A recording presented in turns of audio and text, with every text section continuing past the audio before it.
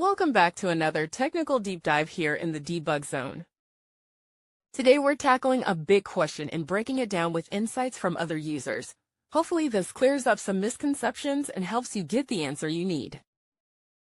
So buckle up, stay a little curious, and let's jump right in.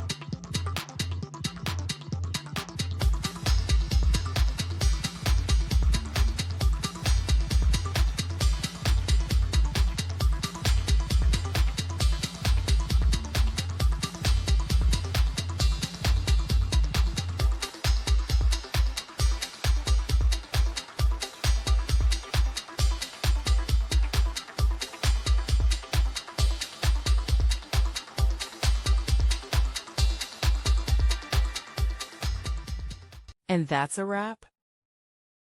I hope you found the answer you were looking for. If you did, take a second to hit that subscribe button. It really helps out. And let me know in the comments which solution worked best for you. See you next time in the debug zone.